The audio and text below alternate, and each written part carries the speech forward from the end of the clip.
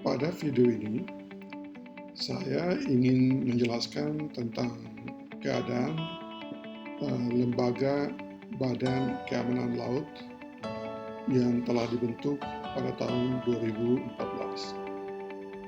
Sebagaimana kita ketahui, sampai hari ini lembaga ini sepertinya masih terus bertransformasi dan masih terus mencari bentuk. Dan kalau kita hitung dari waktu 2014 sampai 2020 ini hampir 6 tahun itu di lembaga ini menghabiskan waktu hanya untuk berupaya bagaimana caranya menggabungkan KL-KL lain yang urusannya mirip dengan Bakamla untuk ditarik semua ke lembaga Badan Keamanan Laut. Padahal upaya-upaya seperti ini sudah dicoba sejak Kepala Badan Keamanan Laut itu masih dijabat oleh Bapak Mamahit. Tetapi rupanya Kepala Badan Bakamla yang selanjutnya tidak belajar dari perjuangannya Pak Mamahit, sehingga upaya ini terus berupaya bagaimana caranya tugas pokok dan fungsi di KL-KL lain yang terkait dengan patroli di laut atau penegakan hukum di laut ingin diambil alih atau digabungkan semua kepada Badan Keamanan Laut.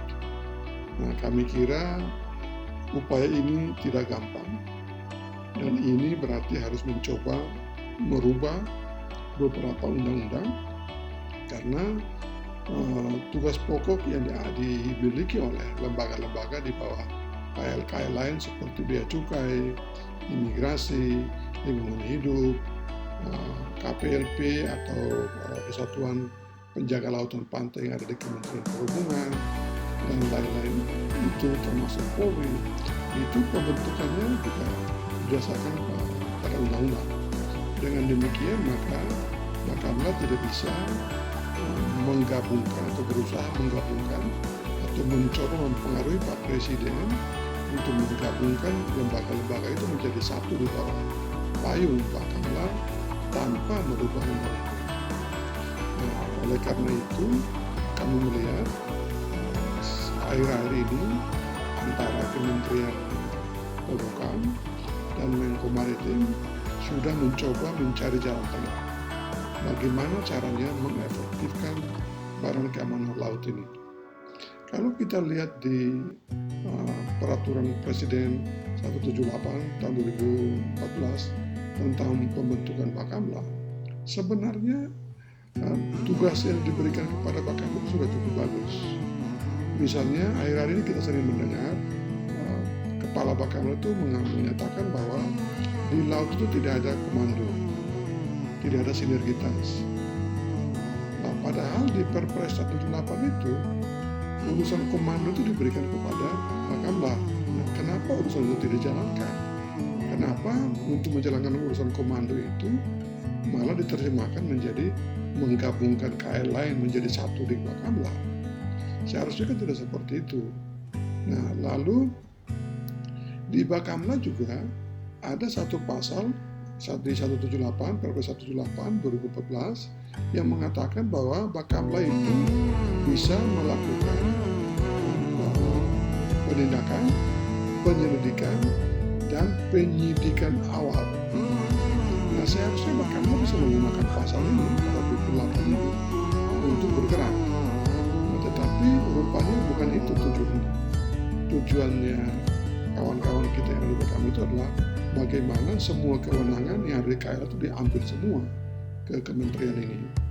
Nah, berikut ini kami mencoba menanyakan kepada kawan kami, dalam hal ini Bapak Nixon MP Silalahi, yang adalah salah satu asisten deputi yang menangani masalah Sarwabuk dan pergantian maritim di Menko Maritim, untuk menjelaskan kira-kira perkembangan terakhir mengenai pembentukan atau penggabungan beberapa lembaga itu seperti apa, lalu apa putusan antara Kementerian Polhukam dan Kementerian Maritim dan Investasi tentang usaha atau upaya atau langkah-langkah yang bisa diambil untuk bisa memfungsikan Bakamla dalam posisi yang ada sekarang tanpa banyak mengubah undang-undang yang ada.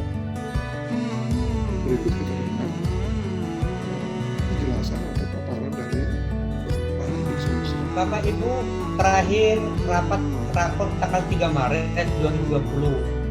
Tentu tujuannya adalah untuk mensinergikan Undang-Undang Nomor 17 2008 dan Undang-Undang Nomor 32 2014. Tentu Bapak Ibu sudah tahu tentang undang-undang kedua undang-undang tersebut, yaitu pelayaran dan kelautan. Tanggal 19 Maret ada ratas KKI yang dipimpin oleh Pak Presiden terkait penyusunan draft RPP Badan Nasional Keamanan dan Keselamatan Laut dan Pantai. Bapak Presiden sangat mendukung pembentukan RPP tersebut sebagai instrumen awal sebelum diterbitkannya Omnibus Law terkait keamanan dan penegakan hukum di laut. Tujuan penyusunan RPP, penyinergian tugas, fungsi dan kewenangan dari badan lembaga sebagaimana diatur dalam Undang-Undang Nomor 17 dan Undang-Undang 32 2014. Mengatasi tumpang tindih dalam pelaksanaan patroli keamanan dan keselamatan serta penegakan hukum di laut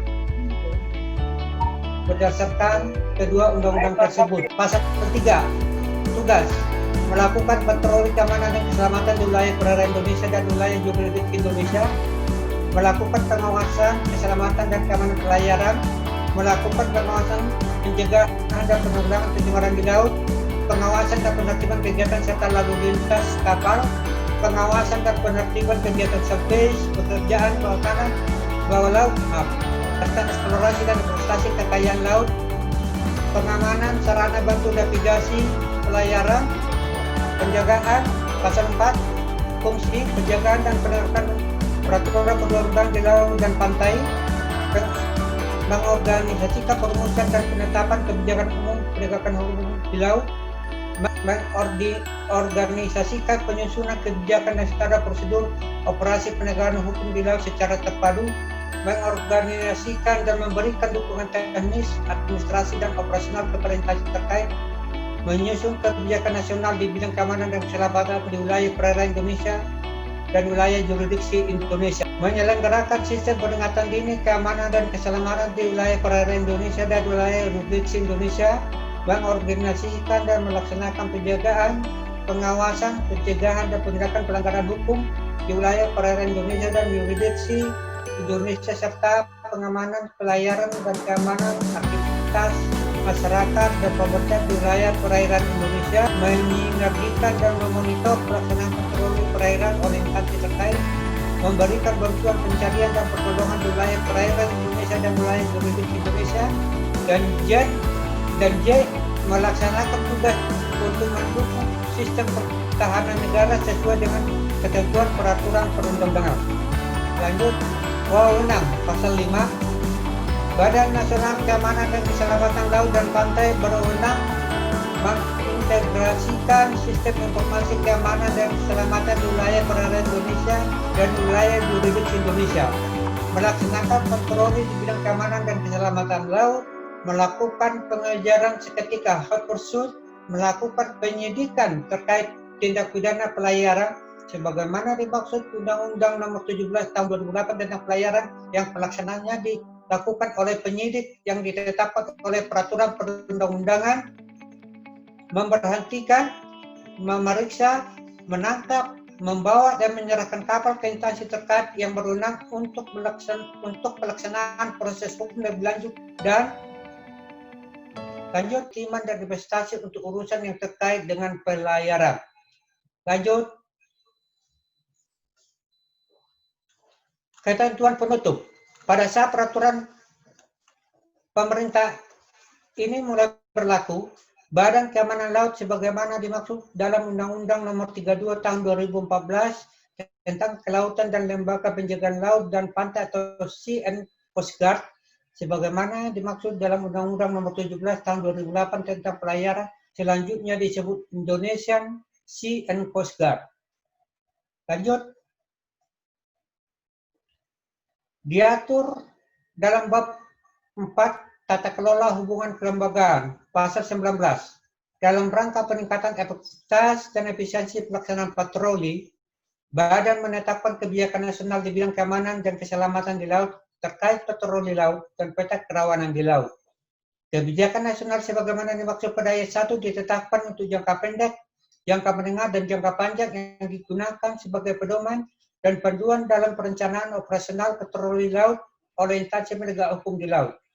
Kebijakan nasional sebagaimana dimaksud pada ayat 1 disusun bersama instansi penegak hukum di laut. Lanjut. Terima kasih. Demikian Bapak